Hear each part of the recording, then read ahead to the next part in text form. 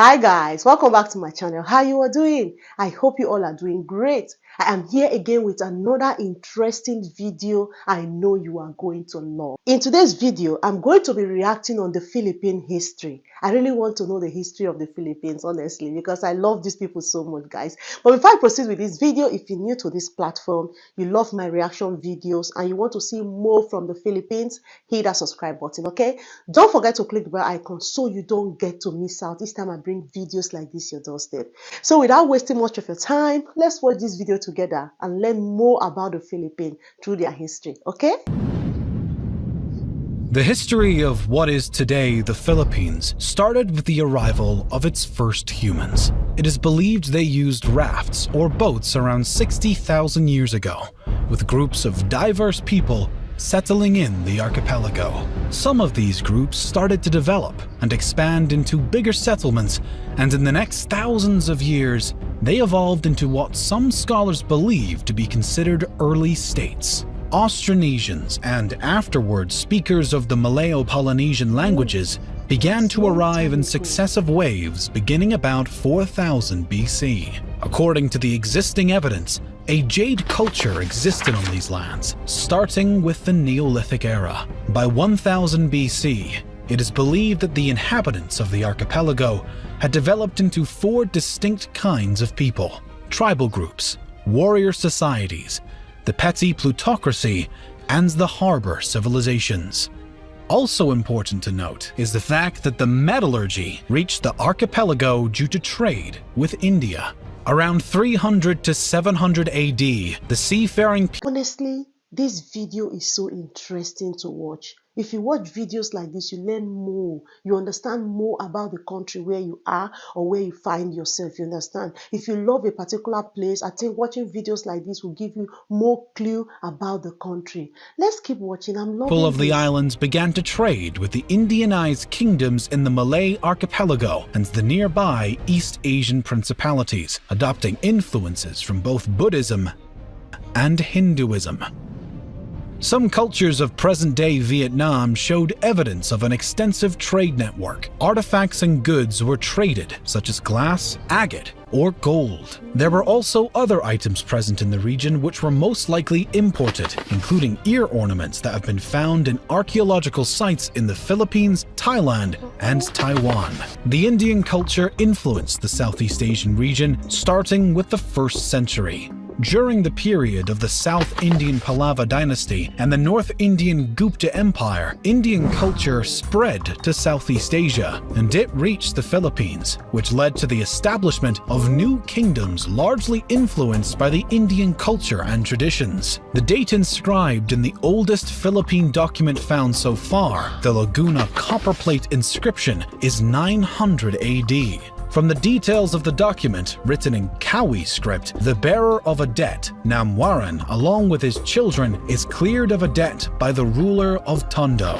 This is the earliest document that shows the use of mathematics in pre-colonial Philippine societies. A standard system of weights and measures is also demonstrated by the use of precise measurement for gold and other items, as well as in astronomy. From the various Sanskrit terms and titles seen in the document, the culture and society of the Manila Bay were that of Hindu Old Malay amalgamation, similar.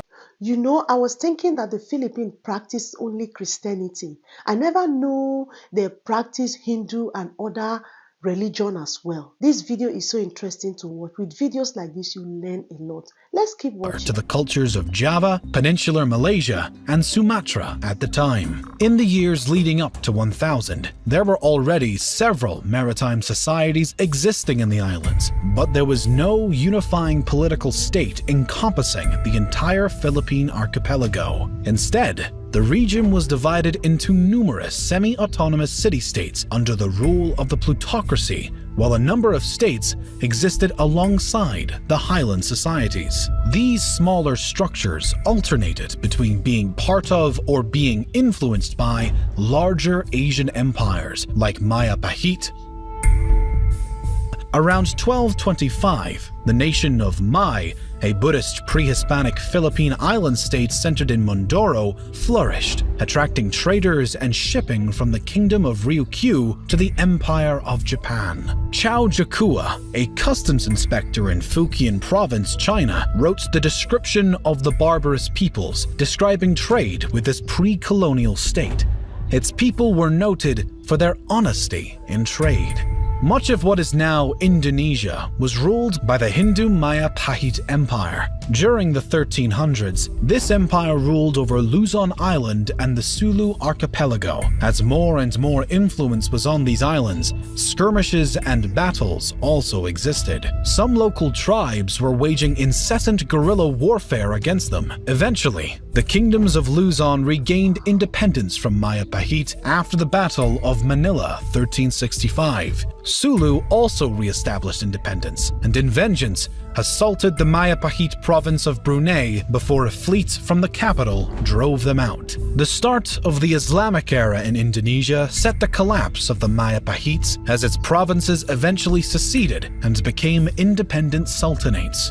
In 1380, Makdum Karim, an Arab trader born in Johor, arrived in Sulu from Malacca and brought Islam to the Philippines. Additionally, Sharif-ul-Hashim, an Arab Muslim explorer, established the Sultanate of Sulu by converting its previous ruler, the Hindu king Raja Baguinda, to Islam and then marrying his daughter. The Sultanate of Maguindanao rose to prominence at the end of the 15th century. Meanwhile, the religion was introduced to the area by Muslim missionaries and traders from the Middle East, Indian, and Malay regions who propagated Islam to Sulu and Maguindanao. As before, when Buddhist and Hindu cultures influenced the archipelago, the same case happened with the Muslim culture. Upon the secession of Brunei from the Majapahit Empire, they imported the Arab emir from Mecca, Sharif Ali, and became an independent sultanate. The new religion started to grow roots in the Philippines through conquest and conversion of local leaders in the next decades. Moreover, Islam was further strengthened by the arrival to the Philippines of traders and proselytizers from Malaysia and Indonesia.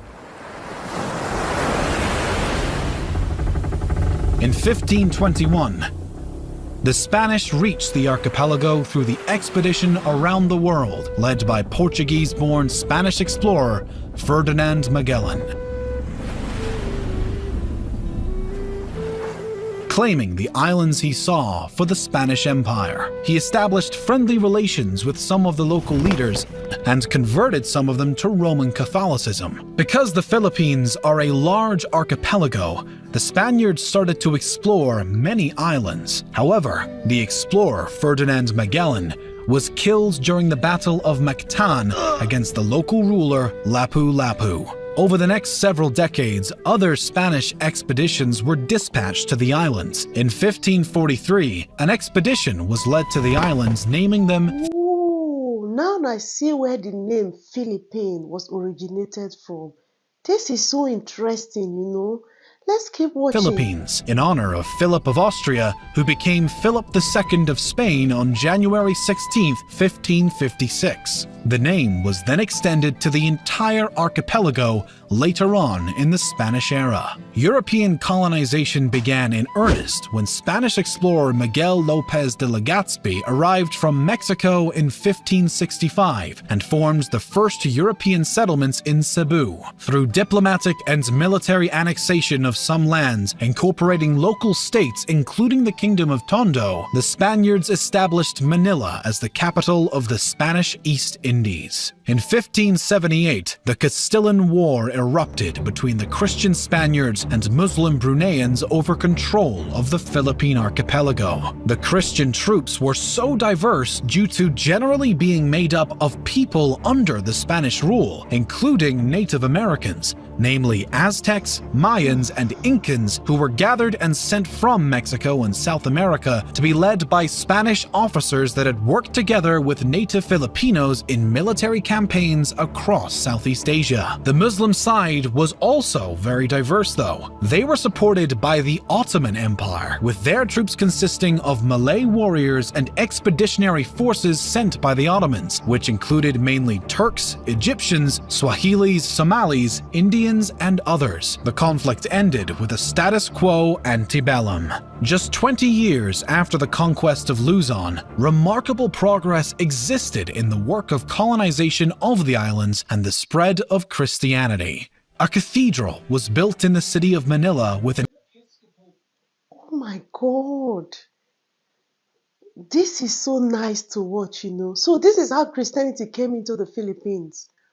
Ooh. Let's keep Episcopal watching. palace. Other monasteries and churches were built across islands, and more people started to convert to Christianity. Furthermore, Spanish and Mexican families settled in the new lands, creating stronger communities. Much of the archipelago came under Spanish rule, creating the first unified political structure known as the Philippines. Spanish colonial rule saw the introduction of Christianity, the code of law, and the oldest modern university in Asia. The Philippines was ruled by the Mexico-based Viceroyalty of New Spain, and after, the colony was directly governed by Spain. Many of the local people revolted in the next centuries due to some abuses made by the Spanish authorities. Their rule ended after the American-Spanish War at the end of the 19th century in 1898. The Philippines became a territory of the United States. The United States then established the insular government to rule the Philippines. In 1907,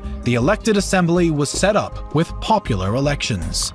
The U.S. promised independence in the Jones Act to the country, and the Philippine Commonwealth was established in 1935 as a 10-year interim step period to full independence. But before gaining total freedom, in 1942, during World War II, the Philippines was occupied by Japanese forces. By 1945, the U.S. liberated the Philippines, and the Treaty of Manila in 1946 established an independent Philippine Republic. The period of their independence was marked by internal skirmishes and a smaller period of dictatorship, but also huge progress and development, with Manuel Roxas becoming the first president of the Independent Republic of the Philippines. The United States seceded its sovereignty over the Philippines on July 4, 1946, as scheduled. However, the Philippine economy remained highly dependent on United States markets. Roxas died suddenly of a heart attack in April 1948, and the Vice President Elpidio Quirino ruled the country until 1953. Some communist partisans existed in the islands but were defeated in the 50s. Additionally, an important event happened in the middle of the 1960s. Ferdinand Marcos took power in 1965